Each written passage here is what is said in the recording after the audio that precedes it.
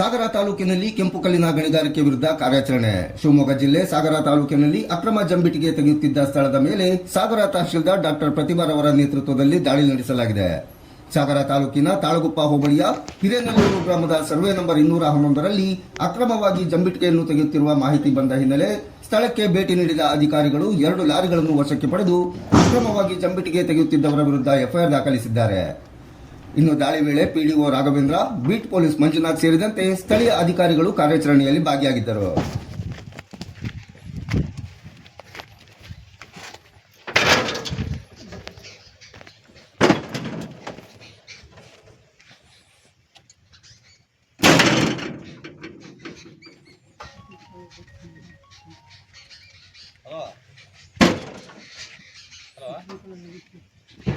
ಎಂತಾದ್ರಿ ನೀವು ಬೆಳಗ್ಗೆ ಹೇಳ್ತೀನಿ, ಈಗ ಎದುರಿಗೆ ಬರಲ್ಲ. ತಹಶೀಲ್ದಾರರು ಬಂದರೆ ಎಲ್ಲರೂ ಬಂದಾರೆ, ನೀವು ಈಗ ಇಲ್ಲೇ ಇಲ್ಲ.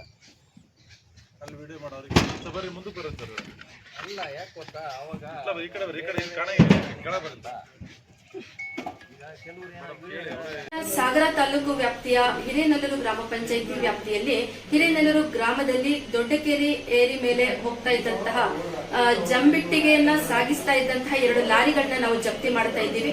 ಈ ಅಕ್ರಮ ಸಾಗಾಣಿಕೆಯನ್ನ ನಾವು ಖಂಡಿತ ಸಹಿಸೋದಿಲ್ಲ. ಇದು ಒಂದು ಎಲ್ಲರಿಗೂ ಖಡಕ್ ಎಚ್ಚರಿಕೆಯಾಗಿದೆ. ನಮ್ಮ ತಾಲೂಕಿನಲ್ಲಿ ನಾವು ಎಂದಿಗೂ ಕೂಡ ಅಕ್ರಮ ಮರಳು ಸಾಗಾಣಿಕೆ ಇರ್ಬೋದು, ಅಕ್ರಮ ಜಂಬಿಟ್ಟಿಗೆ ಸಾಗಾಣಿಕೆ ಇರ್ಬೋದು, ಯಾವುದನ್ನು ಕೂಡ ನಾವು ಸಹಿಸೋದಿಲ್ಲ.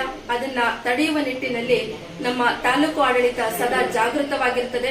ಇನ್ನು ಮುಂದೆ ಯಾರೇ ಇಂಥದ್ದನ್ನ ಮಾಡುವುದನ್ನು ಕಂಡು ಬಂದರೂ ಕೂಡ ನಾವು ಶಿಸ್ತು ಕ್ರಮವನ್ನ ತಗೊಳ್ತೇವೆ.